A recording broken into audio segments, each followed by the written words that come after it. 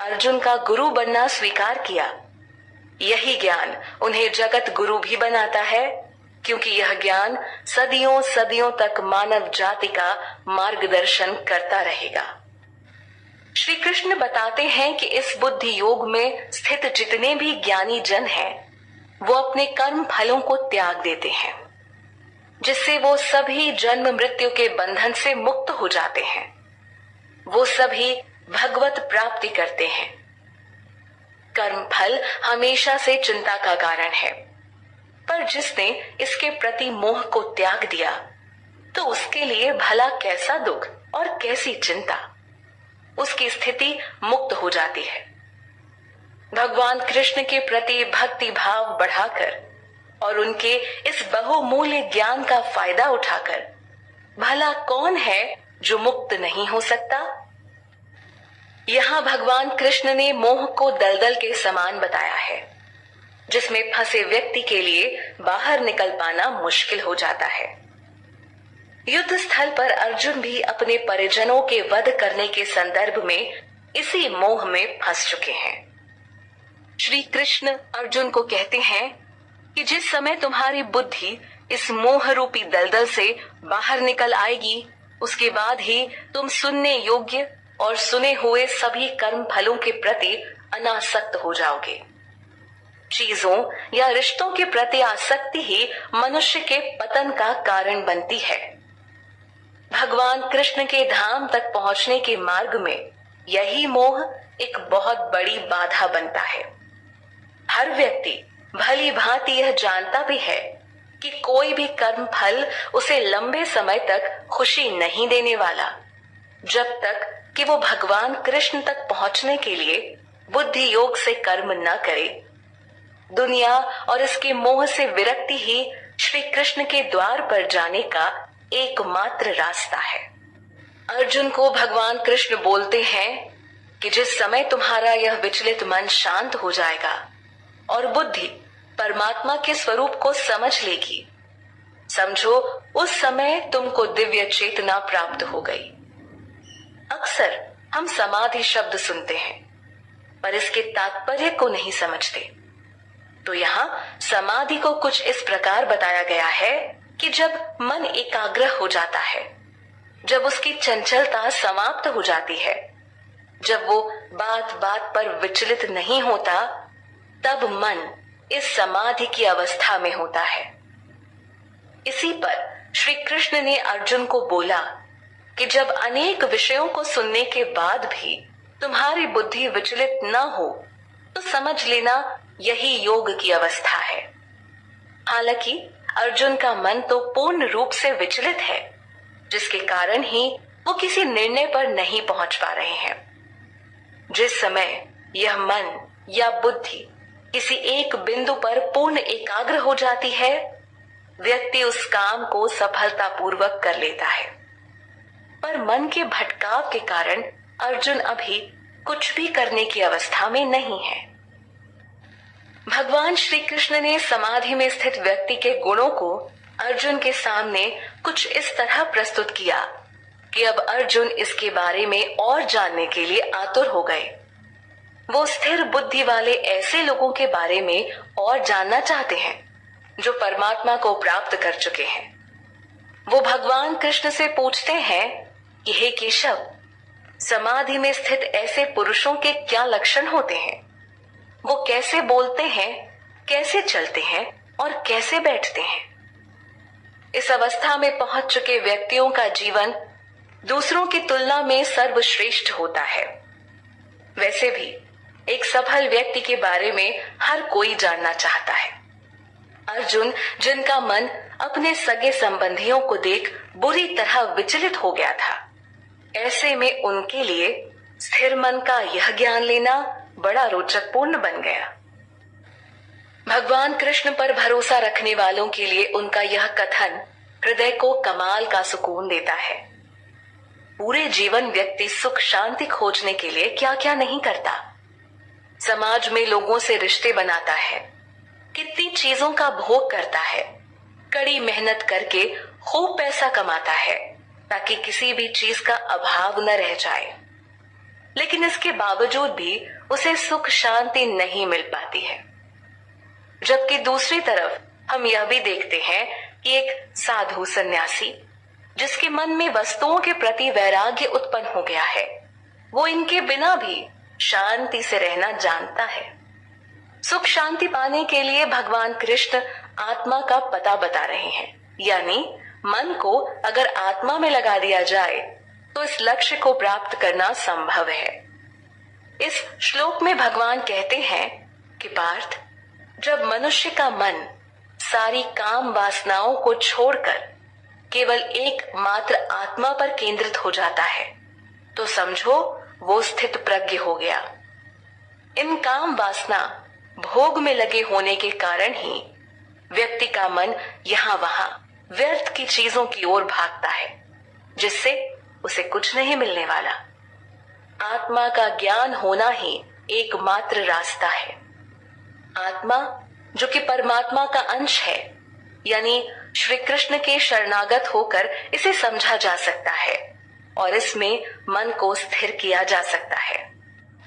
यहाँ फिर से भगवान ने स्थिर बुद्धि का वर्णन किया है। श्री कृष्ण अर्जुन को बताते हैं कि जिस व्यक्ति का मन दुख के समय में विचलित नहीं होता है और सुख आने पर वो ज्यादा खुश भी नहीं होता, ऐसे लोग स्थिर बुद्धि वाले होते हैं। ऐसे लोग संभाव वाले होते हैं। इनके मन में इस भौतिक संसार के प्रति वैराग्य आ जाता है, क्योंकि ऐसे लोग आत्मज्ञान पा चुके होते हैं। आसक्ति, भय व क्रोध से मुक्त लोग ही मुनि कहलाते हैं। मुनि लोग अपने आप को संसार के अनेक विषयों से निकालकर एकाग्र चित्त हो जाते हैं। वो जानते हैं कि हर क्षण कुछ न कुछ तो घटित होता रहता है, जिससे सुख दुख आते हैं। अब ऐसे में बार बार इनको देख खुश या फिर दुखी होना एक कभी न खत्म होने वाला काम है। यह घटनाएं हमेशा मन को अशांत करके रखती हैं। ऐसे में शांति का एकमात्र रास्ता है श्री कृष्ण को समझ लेना और उनकी शरण में चले जाना, जिसके लिए मन की स्थिरता चाहिए। जीवन में हर व्यक्ति को खुशी चाहिए, अच्छा चाहिए और शुभ व मंगलकारी ही चाहिए। लेकिन यह संसार द्वंद्वों से भरा है। यहाँ हर एक चीज का दूसरा पहलू भी है, जैसे सुख दुख, अच्छा बुरा, सर्दी गर्मी, दिन रात, अमीरी गरीबी आदि। आप इनमें से सिर्फ किसी एक का चयन नहीं कर सकते और न ही यह आपके हाथ में है। यह तो कर्मों के अनुसार व्यक्ति को मिलता रहता है। लेकिन प्रतिष्ठित बुद्धि वाला व्यक्ति शुभ मिलने पर प्रसन्न नहीं होता और न ही दुख आने पर दुखी होता है या किसी प्रकार का द्वेष करता है। यह लोग सर्वत्र स्नेह से रहित होकर समभाव की धारणा को अपना लेते हैं। किसी के प्रति लगाव ही सुख दुख का अनुभव करवाता है। इसलिए एक प्रतिष्ठित बुद्धि वाला व्यक्ति ऐसे लगाव व मोह से दूर रहता है और इसकी प्राप्ति आत्मज्ञान के बाद आती है। जब कोई आत्मा के स्वरूप और भगवान श्री कृष्ण को समझ जाता है, या कहें जब व्यक्ति का मन कृष्ण से सरोकार कर लेता है, तभी वो संभाव में रह सकता है। ज्ञान से भरा भगवत गीता का यह पिटारा स्थिर मन के बारे में यहाँ बता रहा है। मन को हम सब जानते हैं। हर समय हम यह कहते रहते हैं कि मेरा मन यह कह रहा है या वो कह रहा है, मेरे मन को ये पसंद है और वो नहीं। हर क्षण मन लाखों विचार पैदा करता रहता है जो व्यक्ति को भ्रमित कर देते हैं। इसलिए स्थिर मन को श्रेष्ठ कहा गया है। यहाँ भगवान कृष्ण एक कछुए का उदाहरण देकर बताते हैं कि जिस प्रकार एक कछुआ अपने सारे अंगों को समेट लेता है, ठीक उसी प्रकार अगर कोई व्यक्ति अपनी इंद्रियों को भोग विषयों से यानी इंद्रिय विषयों से हटा ले तो उसका मन भी स्थिर हो जाएगा। दुनिया अनेक तृष्णाओं से भरी है, जहां मन की चंचलता का ठहर पाना बड़ा मुश्किल है। लेकिन आत्मज्ञान का तरीका ही व्यक्ति को जीवन के इस जंजाल से बचा सकता है। अर्जुन ने जैसे श्री कृष्ण की शरण ली, ठीक वैसे ही जब व्यक्ति भगवान को अपना सब कुछ मान लेता है तो समझ ले कि उसका मार्गदर्शन भी होगा। पर जो भगवान के अस्तित्व को ही नहीं मानता, जिसने आत्मा को ही नकार दिया, ऐसे में उसे तो मात्र शरीर की ही चिंता में जीवन भर रहना होगा। ऐसे लोगों के लिए फिर क्या संभावना होगी आत्मा साक्षात्कार की।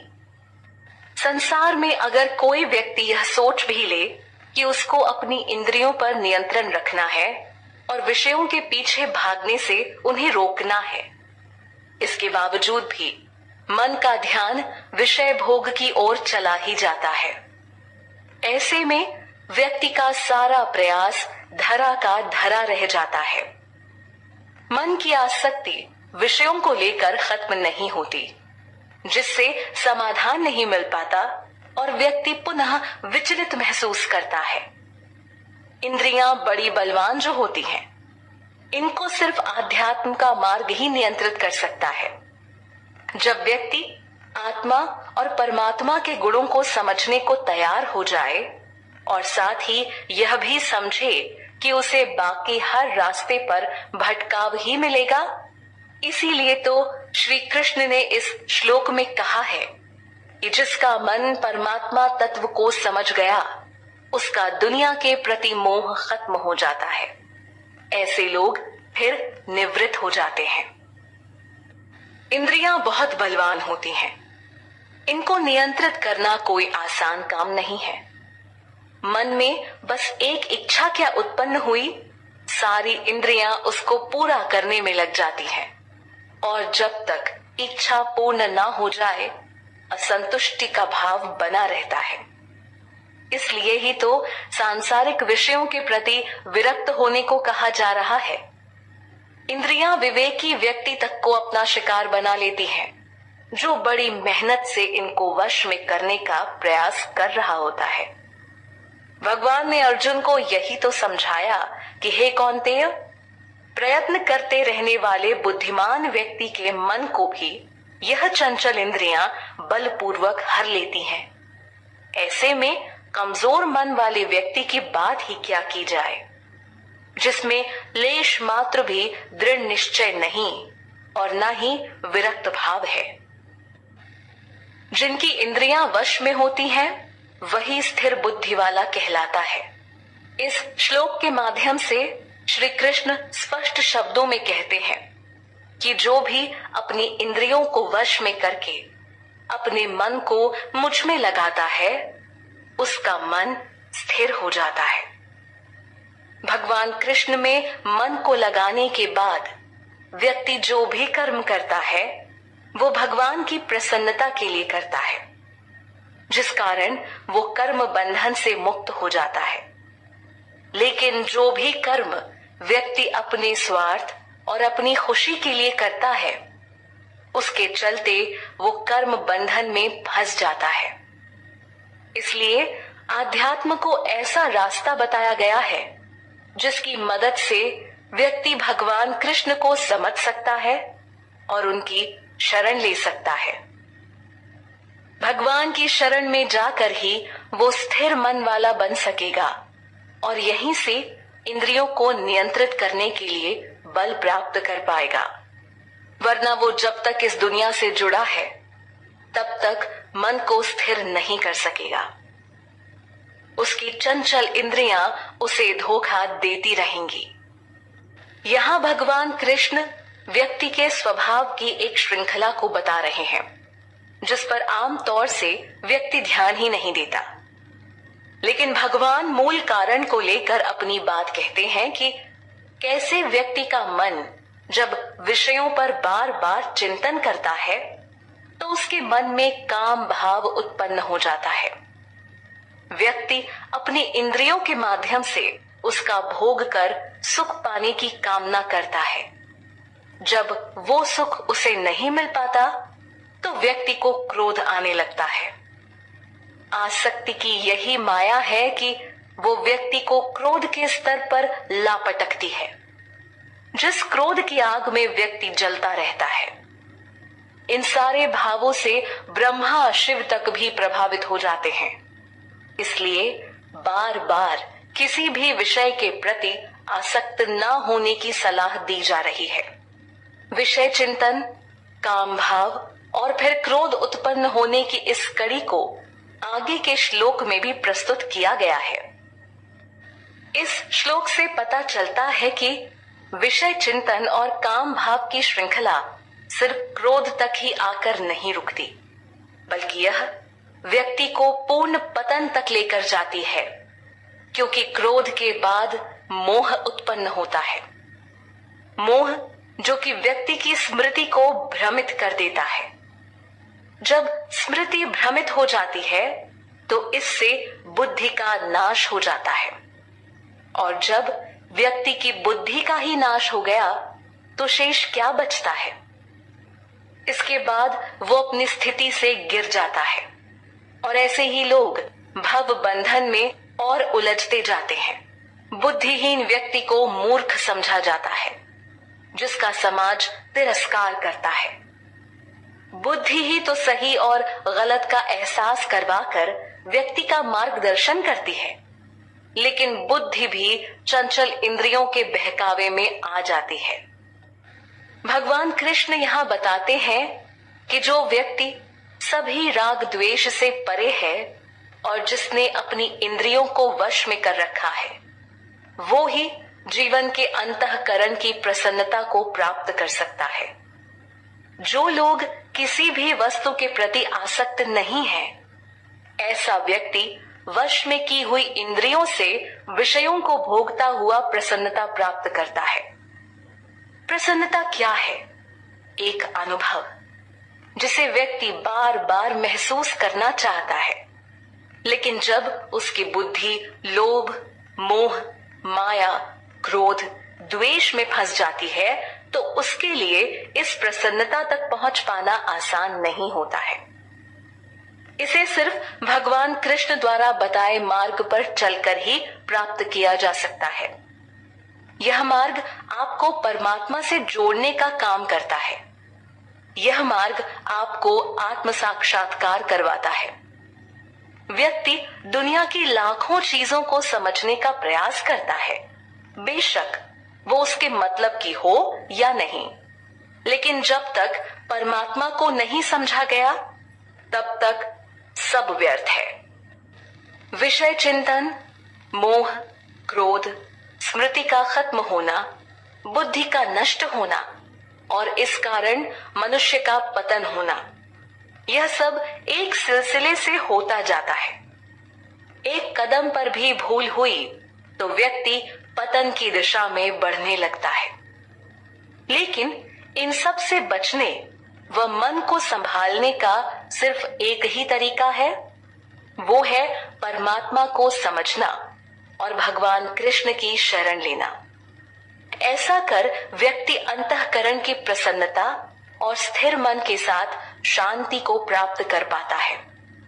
इस श्लोक में शांति के महत्व को लेकर भगवान कृष्ण अर्जुन को कहते हैं कि शांति मिलने पर व्यक्ति के जीवन से दुखों का अंत हो जाता है।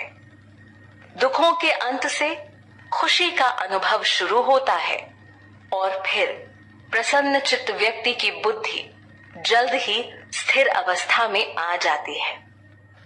जो व्यक्ति निष्काम भाव से कर्म नहीं करता, यानी जो बुद्धि योग में स्थिर नहीं है, वो अपनी इंद्रियों और मन को भी वश में नहीं रख सकता है। ऐसा न करने से उसकी बुद्धि भी स्थिर नहीं रह पाती, और जिसकी बुद्धि ही स्थिर नहीं, उसको शांति भला कैसे मिल सकती है? इस प्रकार के लोगों के अंतःकरण में भावना भी नहीं होती और भावनाहीन व्यक्ति को शांति नहीं मिल पाती। मन हमेशा चंचल इंद्रियों के पीछे भागते भागते अपनी स्थिरता खो बैठता है। एक व्यक्ति आखिर कैसे शांति का अनुभव कर सकता है जिसका मन हजार चीजों के पीछे एक साथ भागे? ऐसे में वो अपने अशांत मन से सुख का अनुभव नहीं कर सकता है। इसलिए उन हजारों जगहों से मन को हटाकर मात्र परमात्मा में लगाने को कहा गया है। यहाँ इंद्रियों की तुलना प्रचंड वायु से की गई है, जिसे आप इस प्रकार समझ सकते हैं कि एक नौका पानी पर तैर रही है। तभी प्रचंड वायु आकर उसे अपने साथ कहीं दूर बहा ले जाती है। इस बात को समझना कोई मुश्किल नहीं है।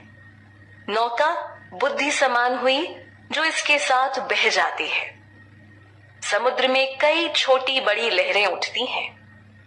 ठीक ऐसे ही मन में कई छोटे बड़े विचार आते जाते रहते हैं, लेकिन जब मन किसी एक खास विषय पर अटक जाए और गंभीरता से उसका चिंतन करने लगे, तो वो विचार एक बड़ी लहर का रूप ले लेता है, जो काफी शक्तिशाली होती है। उसके आगे बड़ी बड़ी नाव तक पलट जाती है। कहने का तात्पर्य हुआ कि जिस व्यक्ति का मन हमेशा इंद्रियों के पीछे लगा है, हमेशा विषयों का ही अनुसरण करता रहता है, उसके बुद्धि को ये इंद्रियां हर लेती हैं। इसलिए चित्त को सदैव भगवान कृष्ण में लगाकर रखने को कहा जाता है, जिससे इंद्रियां नियंत्रण में रहती हैं और बुद्धि एकाग्र होकर शांति को प्राप्त करती है। यहाँ अर्जुन को भगवान कृष्ण द्वारा महाबाहो कहकर बुलाया गया है। श्री कृष्ण पुनः स्थिर बुद्धि का वर्णन करते हुए बता रहे हैं कि आखिर इसे कैसे पाया जाता है। इस श्लोक के माध्यम से भगवान ने कहा कि जिस व्यक्ति की इंद्रियां सभी तरफ से इंद्रिय विषयों से हट चुकी हों और व्यक्ति के पूर्ण वश में आ गई हों, तो ऐसे व्यक्ति की बुद्धि स्थिर हो जाती है। मन से विषयों के प्रति मोह का टूटना बेहद आवश्यक है। परमात्मा में मन को लगाकर ऐसी स्थिरता को पाया जाता है, क्योंकि भगवान श्री कृष्ण एक हैं, जबकि भोग के विषय अनेक हैं। तो स्पष्ट है कि अनेक बातों में उलझी बुद्धि कभी भी सुख शांति नहीं पा सकती, जब तक वो भगवान को न समझ ले। इस श्लोक में ज्ञानी अज्ञानी पुरुष के भेद को बड़ी गंभीरता से भगवान कृष्ण ने प्रस्तुत किया है। एक को भौतिक जगत से सुख पाने वाला बताया गया है, तो दूसरे को आत्मनिरीक्षक के रूप में दर्शाया गया है।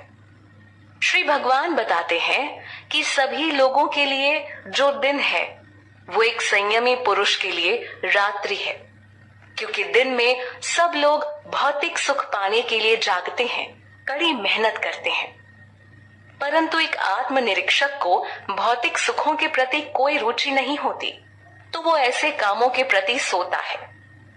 जबकि एक आत्मनिरीक्षक के लिए जो दिन है वो बाकियों के लिए रात्रि है।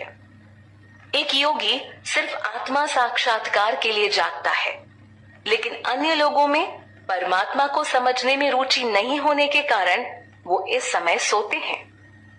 सांसारिक सुख को अज्ञान, रात्रि व अंधेरे के रूप में प्रस्तुत किया गया है और आत्मा साक्षात्कार को ज्ञान व दिन के रूप में।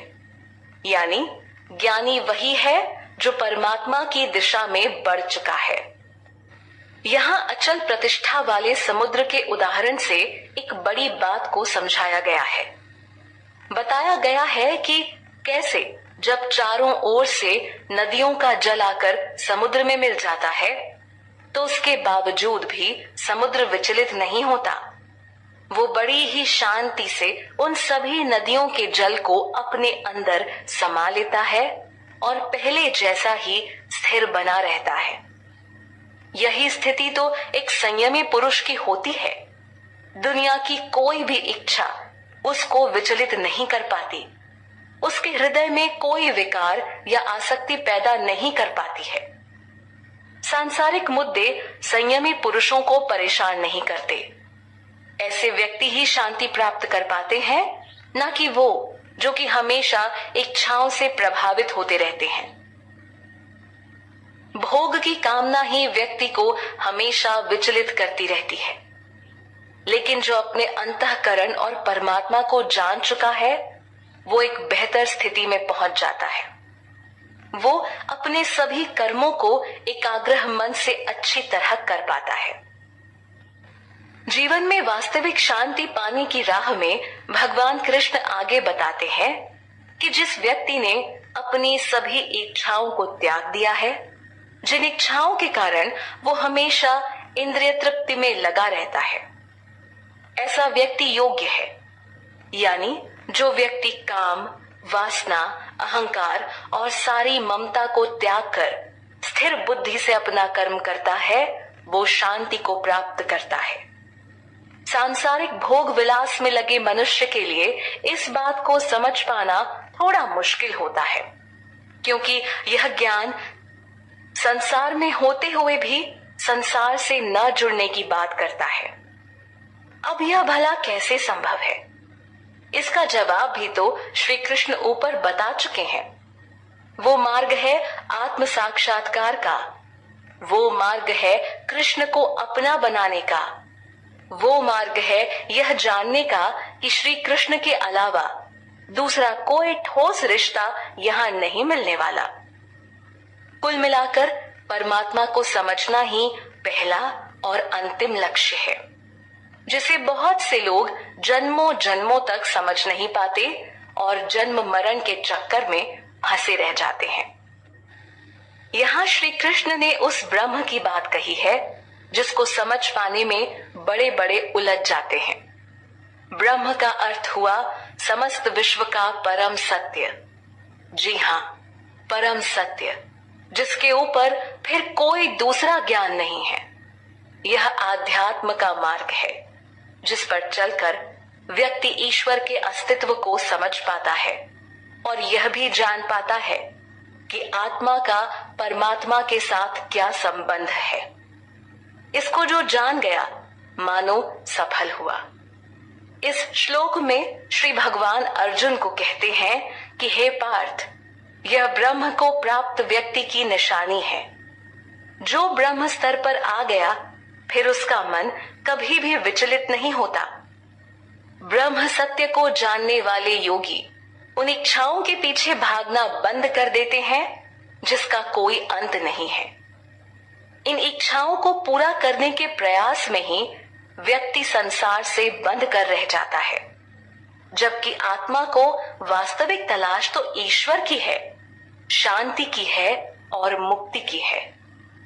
श्री भगवान अर्जुन को बताते हैं कि जीवन के अंतिम समय में जो भी व्यक्ति इस ब्रह्म स्थिति में स्थित रहता है उसे ब्रह्म निर्वाण प्राप्त हो जाता है।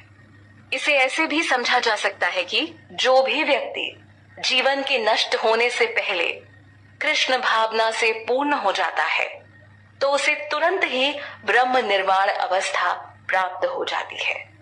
इस श्लोक के साथ ही श्रीमद् भगवद गीता का दूसरा अध्याय सांख्य योग पूर्ण हुआ, जिसमें श्री भगवान ने अर्जुन को बताया कि बिना किसी चीज से आसक्त हुए सिर्फ अपना कर्म करो, फल की भी चिंता ना करो जो तुम्हारे हाथ में नहीं। साथ ही इस अध्याय में स्थिर बुद्धि तक पहुंचने का मार्ग व उसका महत्व बताया गया है।